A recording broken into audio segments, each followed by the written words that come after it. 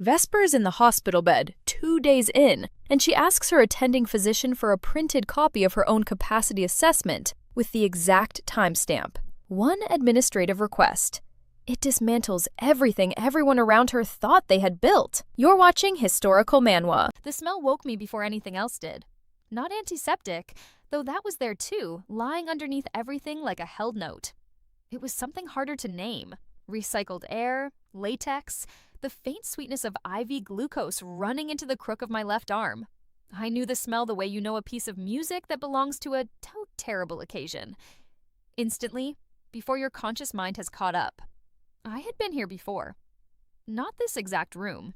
The ceiling was different. Acoustic tiles in a slightly warmer cream.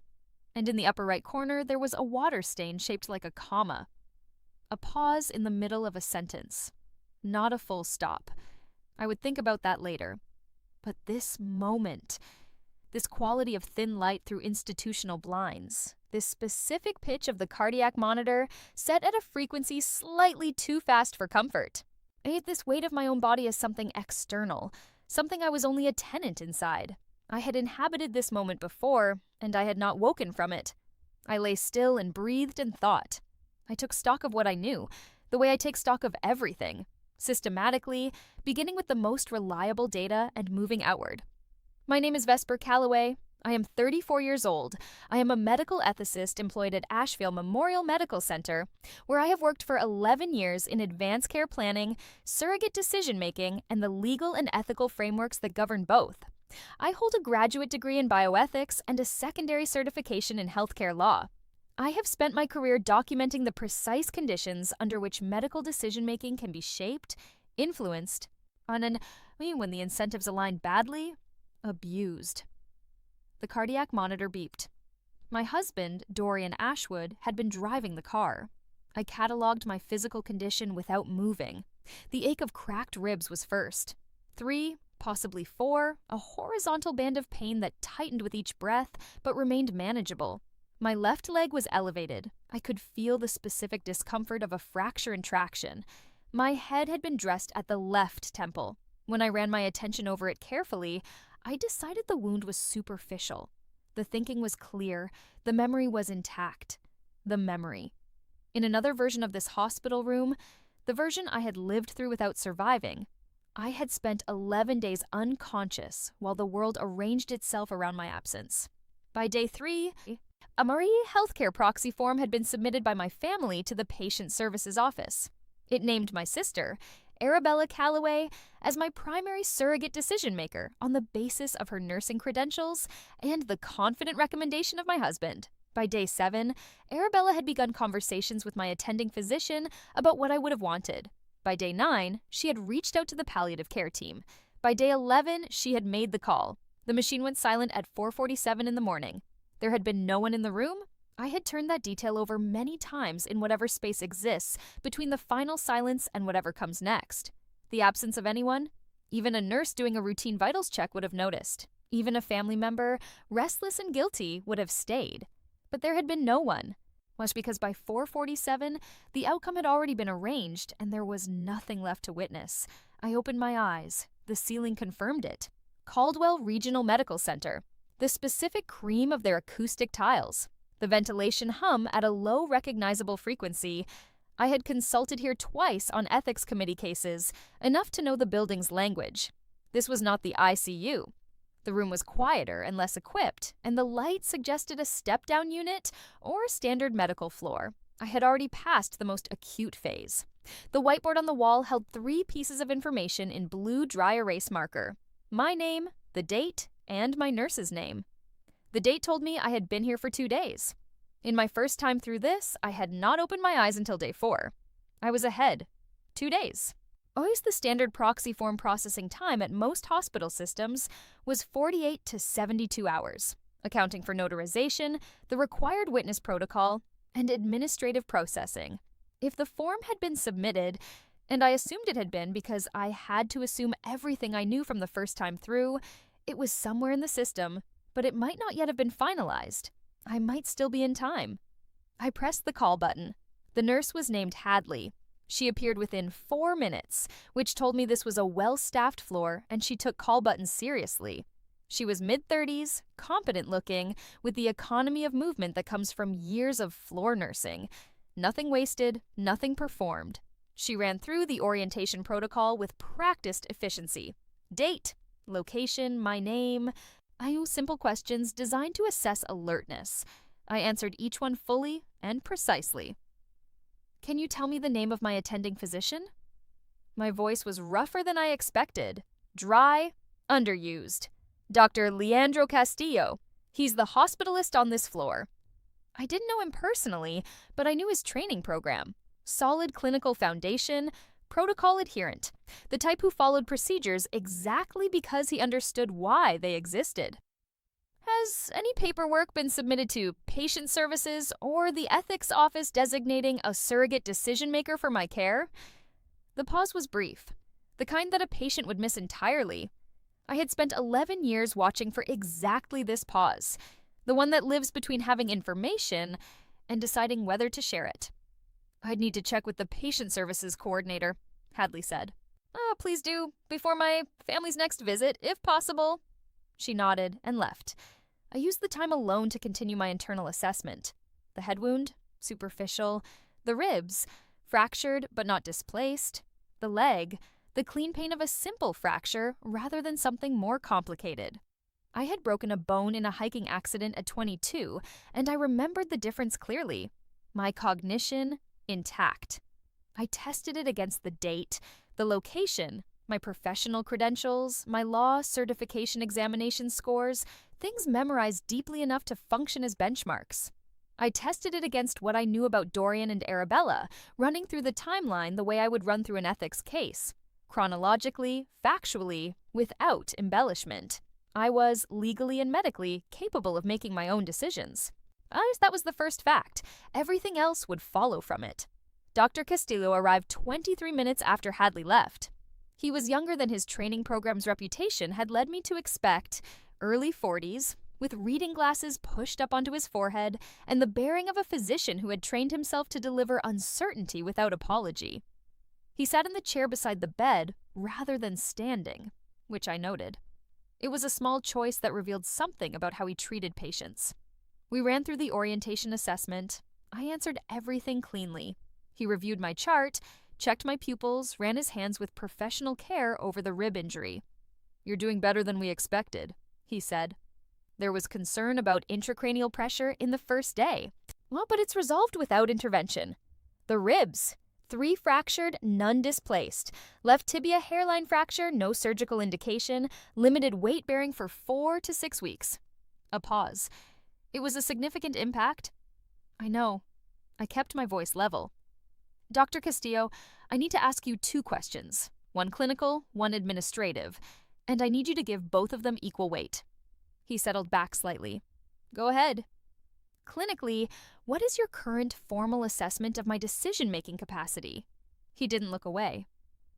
"Based on this assessment and this conversation, I would consider you to have intact decision-making capacity." "I'd like that documented formally. It's with the exact time of this assessment recorded in my chart." "I can do that." "Administratively, has any paperwork been submitted to this hospital designating a surrogate or medical proxy for my care?" The pause this time was longer. He was not being evasive. He was being careful, which is different. He was thinking about what he was about to say. "Your family submitted a healthcare proxy form yesterday," he said. "It names your sister, Arabella Calloway."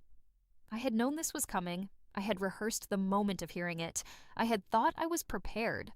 The cold of it moved through me anyway. "Under what circumstances was that form accepted?" I asked. "At the time of submission, had a formal incapacity determination been documented in my chart?" I watched him arrive at the same conclusion I had. "So I need to review the admission notes," he said carefully. "While you do, I want to formally invoke my right to direct my own healthcare decisions and rescind any previously submitted surrogate authority. I want that documented immediately, witnessed, and time-stamped. I want a copy of the documentation." He looked at me for a moment. "You're a medical ethicist," he said. It came out quiet, almost to himself. "Ashvale Memorial." He opened the laptop and began typing. The form was witnessed by Hadley, and a second nurse called in for the purpose, generated, and placed in my chart within 40 minutes. Dr. Castillo also flagged a concern in the admission notes. The proxy form had been accepted on day 2 without a documented capacity assessment. He notated it as a procedural deficiency. I asked for printed copies of everything. Hadley put them in the drawer of my bedside table, beneath the get well card Dorian had left. The card was cream-colored, his handwriting careful and even. He had always had beautiful handwriting. He was meticulous about small things. I left the card face down in the drawer. My phone had been in my jacket pocket during the accident. The screen was cracked. I kept a cracked screen protector on it for exactly this reason, a habit from years of dropping it at conferences. But when Hadley found the charger in the supply room and I plugged it in, it powered up fully. 47 unread messages. Most were standard, well wishes from colleagues, an automated gym reminder, 3 increasingly urgent messages from my mother, 2 from my brother Gideon, 1 from Dorian, sent the morning after the accident. Thinking of you. 1 from Arabella. He sent the previous afternoon. From this hospital's IP address, according to the metadata. I'm here, V, we all are. I read Arabella's message twice. I studied the grammar of it, the way she had inserted herself into the collective. The way we all are erased the particular nature of her presence here. She had been sitting in this building as my credentialed surrogate with authority over my care. While I was unconscious 2 floors above her, I composed my messages in order of urgency. First, to Josephine Mercer, my personal attorney, who had handled my individual finances and estate planning since before I married Dorian, since I was 24 and practical enough to know I needed someone watching the things I didn't have time to watch myself. I'm awake. I need you here today. I bring everything related to my estate and financial documents from the past 18 months. Second, to Osric Thane, chair of the Patient Rights and Ethics Committee at Caldwell Regional, whose published work I had cited in 3 of my own papers. I introduced myself, named my institution, explained the procedural concern with precise concision, and requested a consultation at his earliest convenience. I put the phone down and looked at the ceiling, the water stain shaped like a comma. A pause in the middle of a sentence, something coming before it and something coming after. Dorian arrived at 11. I heard his footstep in the hallway before I saw him. Deliberate, slightly heavy on the right, the sound of someone who moves through the world as though the floor has been arranged for his convenience. I had always found it reassuring. Not the certainty of it, the confidence. He came through the door looking tired in a way that was real, not performed. This was the first detail. The tiredness was genuine. People who have made a decision and feel nothing about it don't look tired.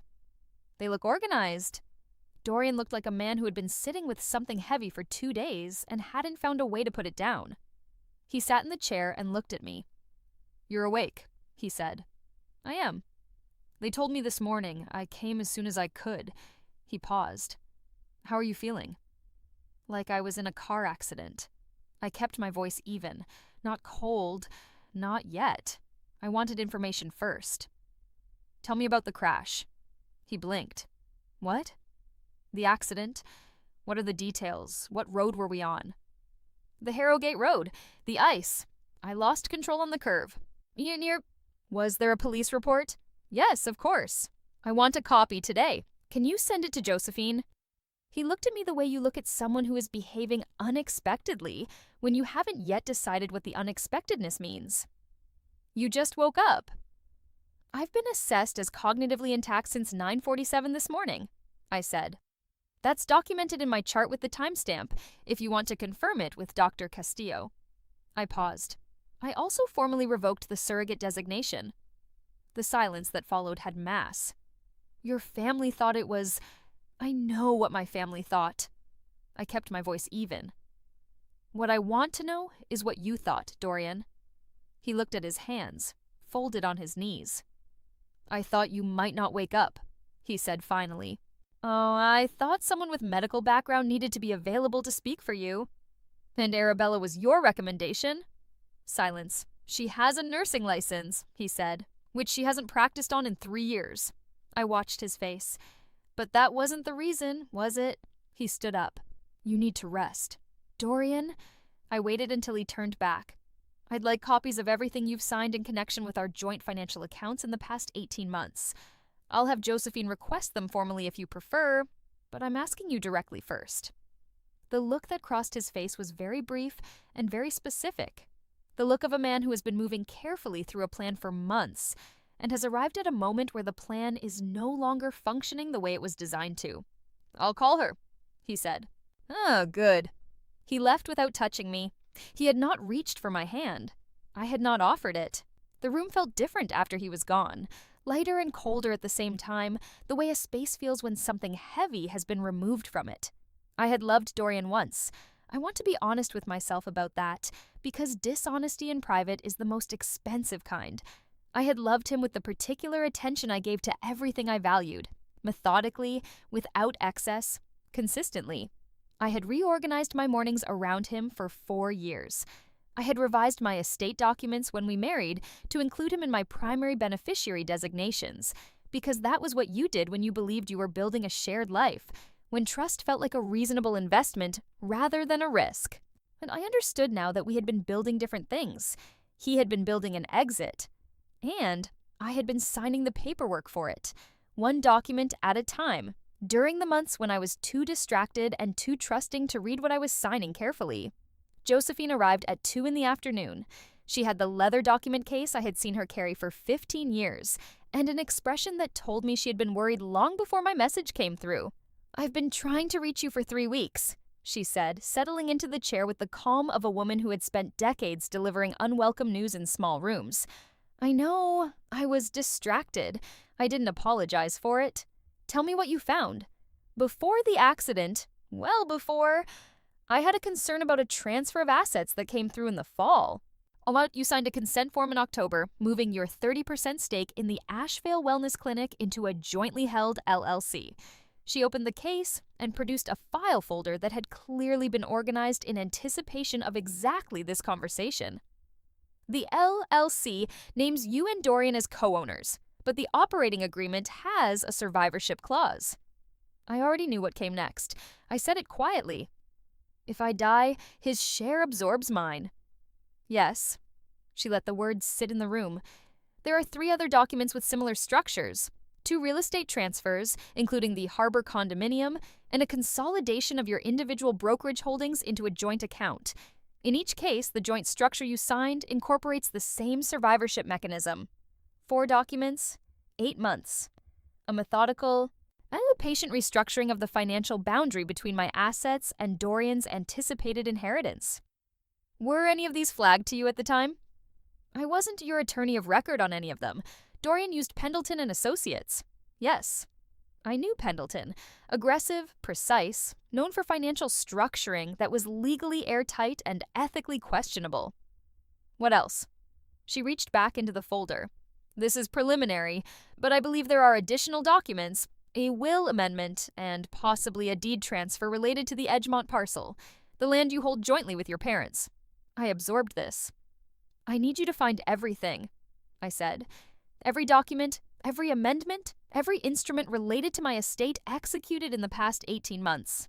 I need to know exactly what I signed, under what conditions, and whether independent counsel was present for any of it. I'm already pulling records, she said. End of week. I may not have end of week. She looked at me carefully. What exactly are you telling me? I told her about the proxy form, about the procedural deficiency, and the revocation already in my chart, about the continuing education module, the advanced care planning certification Arabella had completed 3 months before the accident. 3 months of preparation. Josephine was quiet for a long time after I finished. The relationship, she said carefully, between your husband and your sister. How long? I don't have documentation of the beginning, I said. That's one of the things I need. She nodded once and opened a new section of the folder. Arabella's nursing licensure is current, she said. She also, interestingly, completed a continuing education module on advanced care planning 3 months ago. I know. I paused. Can you help me request the visitor logs for this hospital for the past 48 hours? I want to know how often she's been here and whether she's had any documented conversations with clinical staff. Under your rights as a competent patient, you're entitled to access your own care records, including any documented surrogate consultations. Start with that. Josephine stepped into the hallway to make calls. I spent the interval on the phone with my brother. Gideon answered on the second ring. His voice had the specific texture of relief that also contains, underneath it, guilt. The guilt of someone who has participated in something without fully understanding what they were participating in. Vesper? A long exhale. Oh, you're awake. God, you're awake. Tell me about the dinner, I said. The night of the accident. Walk me through it. We were worried, he said. You weren't waking up, and Dorian said someone needed to be ready to make decisions, and Arabella said she'd already looked into what the process involved. Arabella said she'd looked into it, before the dinner. A pause in which I could hear him rearranging the memory. Yes, he said slowly. She already knew how to file the forms. And who suggested her name first? Dorian or Arabella? Another rearrangement. Longer this time. Dorian mentioned her first, he said. He said she was the only one with clinical training. Arabella said she was willing to take it on. She said she was prepared. He stopped. I didn't think about that word at the time. I know you didn't. I kept my voice gentle. Gideon, I need you to do something tonight before you speak to anyone else about this, including Arabella. I need you to write down everything you remember about that dinner. Who was there? What was said, in the order it was said, every detail you can recall. Write it down before the memory is influenced by anything else. Vesper, what's happening? I can't give you the full picture yet. I will when I can, I promise. A pause. Will you do that? Of course. He stopped. Of course I will. After I hung up, I sat in the near dark of the room, monitor glow, a thin line of light under the door, the city outside doing its indifferent winter work, and thought about my brother. He was 37, careful and kind. In what he moved through the world trusting that the systems around him were operating in good faith. He had trusted the system. He had trusted Dorian, who was calm and organized, and had seemed appropriately grief-stricken. And he had trusted Arabella because she was his wife's younger sister, and because she had a nursing license, and because when someone hands you a form and tells you it's what needs to happen, and you are frightened and exhausted, and the woman you love like a sister is unconscious 2 floors above you, you sign it. I thought about what it was going to cost Gideon to understand what had actually happened. I allowed that cost to register. Then I picked up the phone and continued. The visitor logs came through patient services by end of day. Arabella had been at Caldwell Regional 4 times in the 48 hours of my admission. Each visit had lasted between 40 minutes and 2 hours. On the 3rd visit, the clinical notes showed she had met with the covering physician, the doctor managing my care in Dr. Castillo's absence that afternoon, and been documented as patient's designated healthcare surrogate. The covering physician had given her an honest and complete account of my injuries, my recovery timeline, and the variables that could affect my outcome. It was the information you give to the person you believe is authorized to receive it. Arabella had asked one question, which the physician had noted verbatim. What is the threshold for considering comfort-focused care over continued intervention? Day 3. Not quite 3 full days after the accident. As I read that notation and sat with what it meant in the specific language I had spent my career learning. Comfort-focused care is a legitimate clinical category. It is also, when invoked by a surrogate who has already determined a desired outcome, the procedural mechanism by which a machine can be turned off. I noted the notation, dated and timed, and added it to the folder. Arabella arrived the following morning. She brought 2 cups of coffee, one for me, one for herself. The gesture so automatic, so perfectly calibrated to the language of sisterhood, that it almost bypassed me. She was wearing navy, and her dark hair was pulled back, and her face was arranged in careful concern. She was 29. She had our mother's bone structure and a quality of composed stillness that most people found reassuring. It was a learned skill, but that stillness. I had watched her develop it over years, and I knew the difference between stillness that was earned and stillness that was constructed. Hers had seams. You look so much better, she said, setting my coffee on the table. Better even than yesterday. Thank you. Sit down. She sat. She assessed the room as she did. The whiteboard, the documents folder on the table, the closed bedside drawer, with the scan of someone who was looking for something specific and trying not to look like they were. "How are you feeling?" "Sore?" I said. "Tell me about the proxy form." She didn't visibly react. This was her specific gift, the absence of reaction where one should exist. "Dorian thought it made sense for someone with clinical experience to be available," she said. "Oh, given the circumstances." "Did you suggest it, or did he?" A fraction of a beat. It came up naturally. "He told Gideon it was discussed at dinner the night of the accident. Gideon says you already knew how to file the forms when the subject came up." Something very small shifted in her face. It was there, and then it wasn't. "Everything happened very fast," she said. "I don't remember the exact sequence." "Of course." I lifted the coffee with my right hand and held it without drinking. "Have you spoken with any members of the clinical staff about my prognosis or my care plan?" "I asked about your progress. I was listed as your surrogate." "You were listed on a form accepted without a documented capacity assessment," I said. "I revoked that designation yesterday morning. You'd be able to see the revocation in my chart if you tried to access it." I paused. "I'd advise against trying to access it now that you're no longer my authorized representative." She held very still. "I'm your sister," she said. "Yes, and I'm yours. Which is why I'm telling you directly rather than letting the administrative process reach you on its own timeline." I set the coffee down. "I know about the continuing education module, the advanced care planning certification you completed in October." The stillness became something else. "Lots of nurses?" 3 months before I was in a car accident with my husband," I said. 8 months after he began transferring my individual assets into jointly held structures that benefit him in the event of my death. I kept my voice flat and factual. "I'm not making an accusation in this room. I'm telling you what I know in sequence, so that you understand the scope of it." She stood up. "You're reading things into a very difficult—" "I'm an ethicist," I said. "Reading the documentary record is my entire professional training, and the record is detailed." I met her eyes. "Sit down." She didn't sit, but she didn't leave.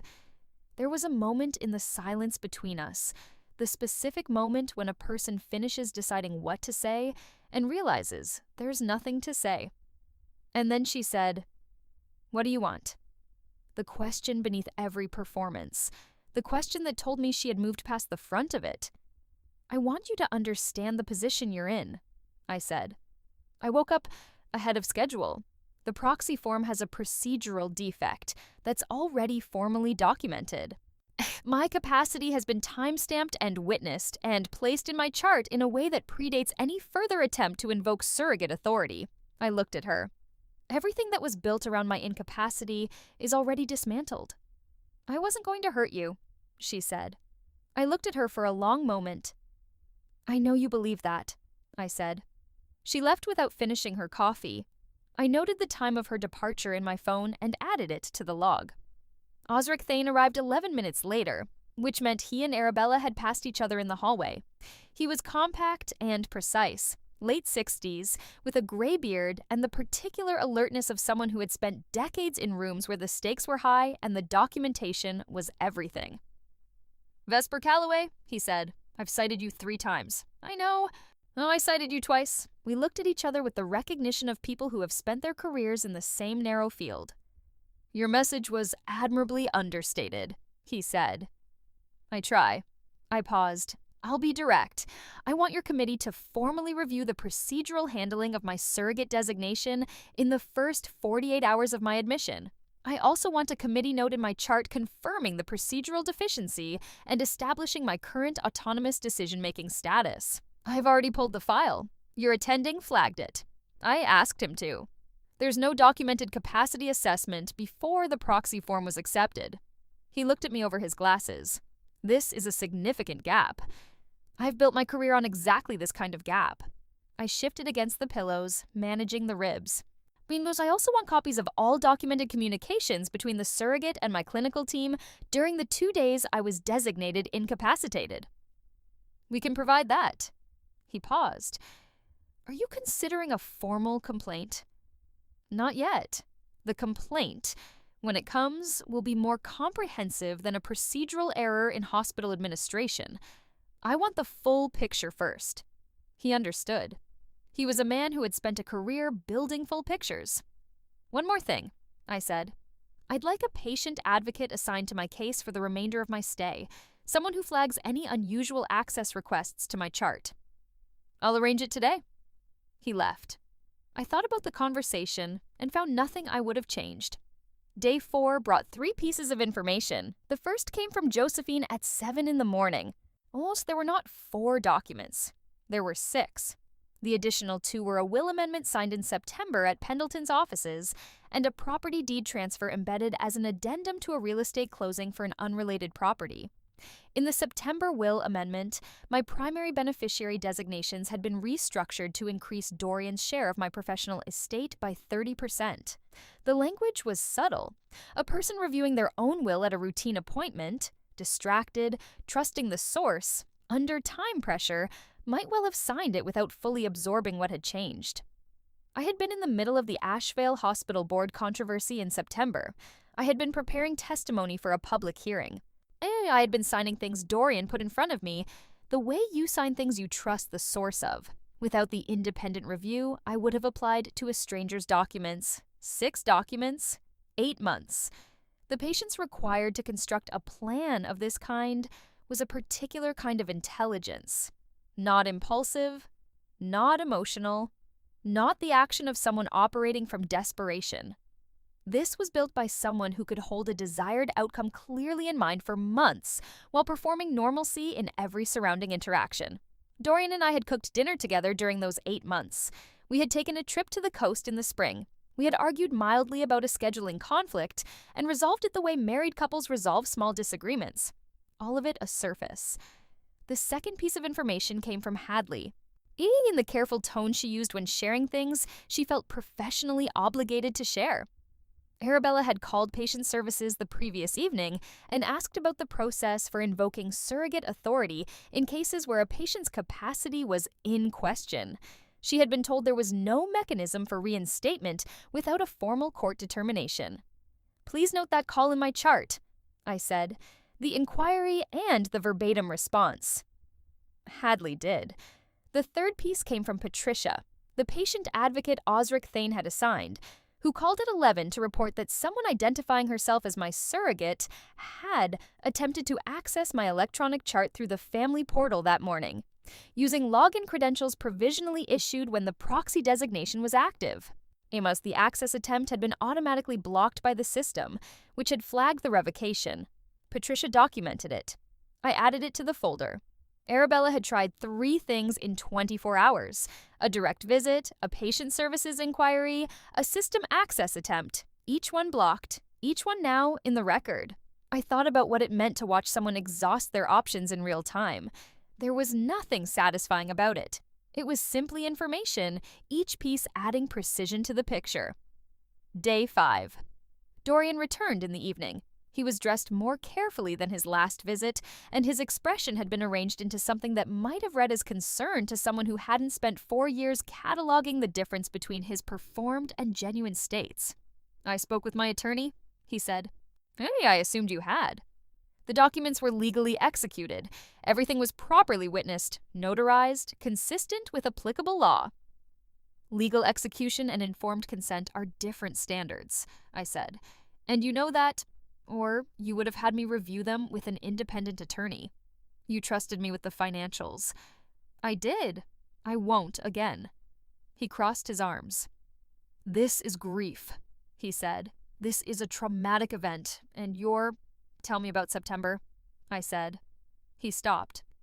"The Pendleton appointment, when I came in for what I believed was a routine estate review. I was there for 12 minutes with a 23-page document." I held his eyes. "Tell me what you had me sign." The look that crossed his face was brief and informative. He had not expected me to know about the reception log. He had not expected me to have moved this quickly or to have known exactly where to look. "Josephine?" he said. "She works for me," I said. "She always has." He stood. "I'm going to advise you," he said, with the careful formality of someone shifting registers to buy time. That anything you're planning to file is going to be expensive, time-consuming, and ultimately, I'm not interested in your assessment of the cost, I said. I'm building an accurate record of what happened. That's something I'm very good at. He walked out. I sat in the quiet room and allowed myself exactly what I was feeling. Not grief, not anger, but the specific weight of having been completely wrong about something I had built my adult life around. 4 years of a marriage, the daily texture of a shared life, the feeling of being known by someone. Well, I had not been known.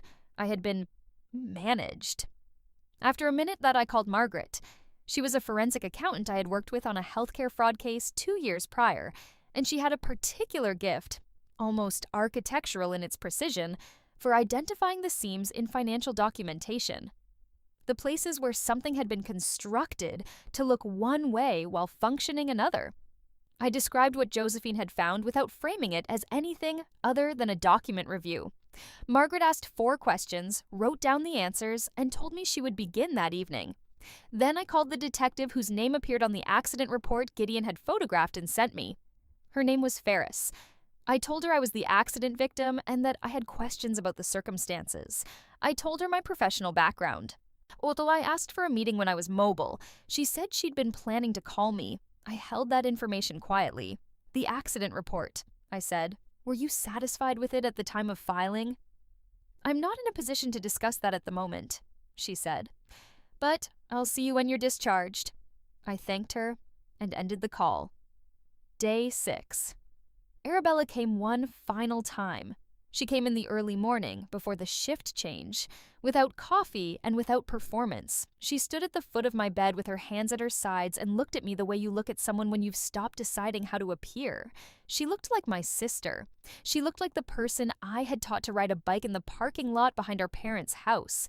Like the person I had called the first time she failed her nursing practical and needed someone to tell her it wasn't the end of the world. I looked back. How much do you know? She asked. Enough? And what are you going to do? The question I had been moving toward since I opened my eyes. What you do not do, you do not forgive quickly and publicly, the kind of forgiveness that requires the person who wounded you to witness it being granted. You do not explain your feelings or invite them to contextualize their choices. You do not provide the emotional encounter that lets them leave feeling anything other than the specific weight of what they chose. I'm going to heal, I said.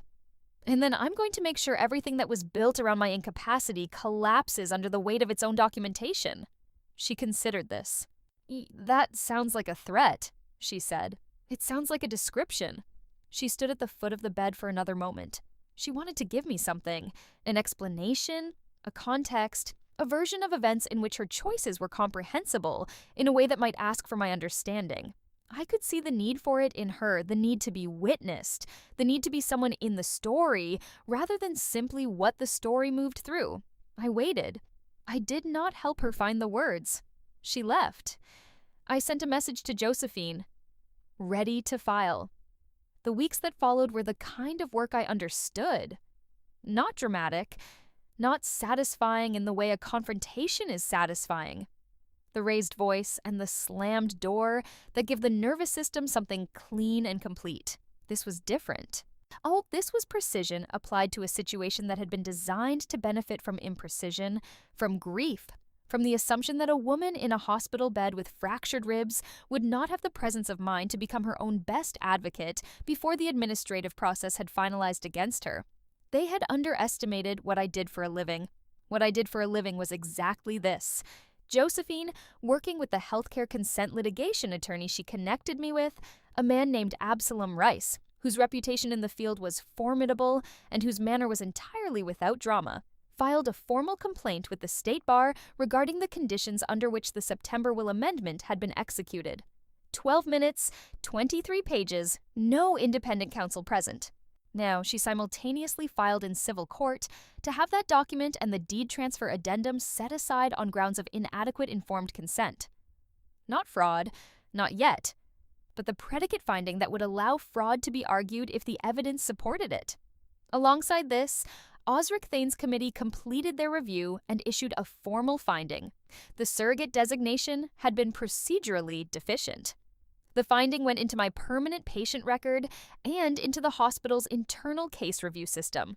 A revised intake protocol was in development. And alongside both, a fourth thing was moving.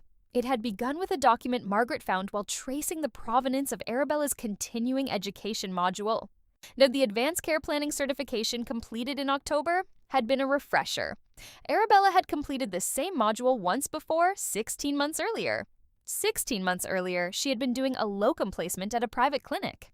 A patient there, a wealthy elderly woman, had been the subject of a family dispute about end-of-life care in which the surrogate's conduct had been unusually aggressive and unusually convenient. The patient had died. The dispute had been settled quietly. There had been no formal investigation at the time. I identified this information, verified that it was accurate, and routed it through an anonymous channel to the person at the Professional Regulatory Board who had the authority and the obligation to act on it. This is what I did every day professionally. And I connected the documentary record to the people empowered to read it. I am precise about this distinction. I did not plant evidence. I did not fabricate anything. I found what existed, confirmed it was real, and put it in front of someone whose job was to follow it. 3 weeks after my discharge, I met with Detective Ferris at Josephine's office on a Thursday afternoon. She was lean, direct, with the economy of expression that comes from years of learning that what people don't say is as documentable as what they do. She had brought 2 folders and a laptop, and she had the manner of someone who has already drawn conclusions and is in the process of building the record to support them. "The accident report bothered me from the beginning," she said, "the specific location of the crash. As the ice distribution on that stretch of road, the maintenance crew's report actually shows lighter ice at that particular curve than at 2 other points along the same route." She paused. "The damage pattern on the vehicle was also inconsistent with uncontrolled loss of control impact." Inconsistent how? Consistent with controlled deceleration before the moment of impact. The room was quiet. "We ordered a mechanical inspection," she said. "The brake system shows evidence of an intermittent failure mechanism. Not obvious, not detectable in standard pre-drive inspection, but under specific conditions of stress, it would produce a delayed and unreliable braking response." "Icy roads being the stress condition," I said, "combined with a specific speed range." She looked at me. "You were on a route he suggested." "He drove that route at a speed I registered as slightly below his usual," I said. "I thought at the time it was caution. I noted it anyway because I note most things. I have the notation." She wrote this down. "We're not filing anything yet," she said, "but I want you to understand the scope of what we're looking at." "I understand it," I said. I had understood it for weeks. Understanding it and having the documentation to support it were different things, and I was patient about the difference. Margaret's forensic accounting report came in at month 2. She had worked with the methodical pleasure of someone doing the kind of work they were made for, and what she found confirmed what I had suspected and sharpened it into something precise. In it, in 2 of the 6 documents, the September will amendment and the deed transfer addendum, she had identified conditions of execution that would not survive legal scrutiny. The September appointment, 12 minutes, 23 pages, no independent review, a document type that required careful line-by-line consideration presented as a routine administrative formality. The deed transfer, embedded as a minor administrative correction in the paperwork of a long and complex real estate closing, positioned where attention would be most eluded. These were not aggressive financial planning. These were documents designed to be signed without being understood. I read the report twice and thought about the patience required to construct this. The willingness to wait. The capacity to perform a normal marriage, dinners, conversations, and the domestic texture of a shared life, while simultaneously dismantling the financial protection that made the normal marriage anything other than a long prelude to its ending. The civil settlement came at month 4.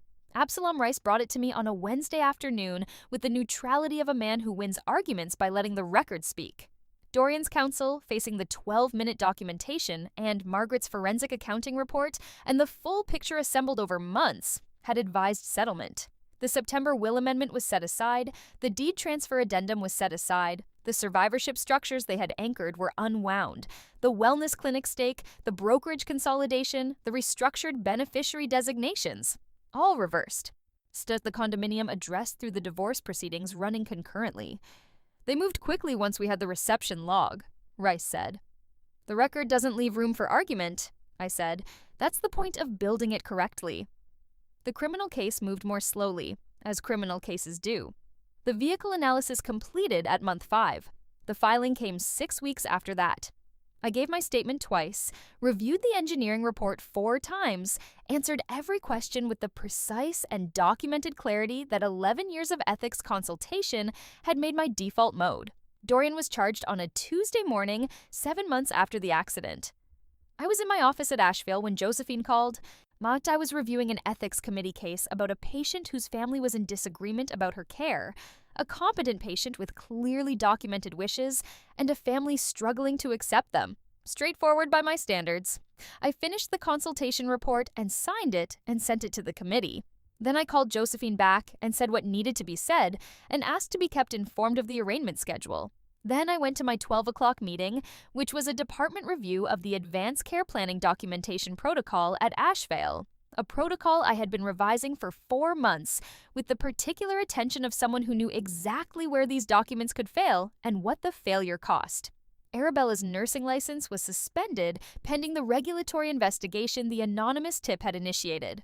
Under the board's preliminary finding noted concerns about a pattern of conduct extending across 2 separate cases that would require full review.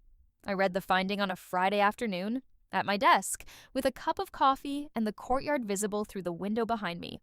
Early spring, and someone had planted crocuses along the south wall. Purple, very small, coming up through the residual frost with the specific determination of things that don't know, the weather is still against them. The conversations with my family had happened over the preceding weeks in careful sequence. I had told my parents what I knew in the order that the evidence established it, watching my mother's face when I explained the survivorship clauses, and my father's when I laid out the timeline of the Proxy designation. After I had watched Gideon read Margaret's forensic accounting summary and then put it down and not pick it up again for a long time. I had not told them what to feel about any of it. That was not my work. My work was the record. The timeline, the architecture of what had actually happened, made visible. Gideon had given me 7 handwritten pages, covering everything he could recall about the night of the accident. The dinner, the conversation, the specific sequence in which names had been raised. His handwriting was careful and slightly cramped, the way it had always been since childhood. He had handed them to me without being asked, which told me something about who my brother was at the core of things. I had held those pages for a long time before adding them to the folder. I returned to full-time work at month 6. And it was stranger than I had expected, and then it wasn't. It was strange to sit in consultation on questions of surrogate authority, knowing what I now knew from the inside. It was strange to review the documentary records of other patients' decisions and write recommendations about who had the right to speak for someone who couldn't speak for themselves. Strange, and then it was just work again. The work I was made for. I revised Asheville's Advanced Directive Documentation Protocol over 4 months, closing every procedural gap I had identified from my own admission. I published 2 papers in the following year. The first was on surrogate decision-making in cases of procedurally deficient proxy designations. It was cited in 3 institutional protocols within 6 months of publication, both including Caldwell Regional's revised intake procedure.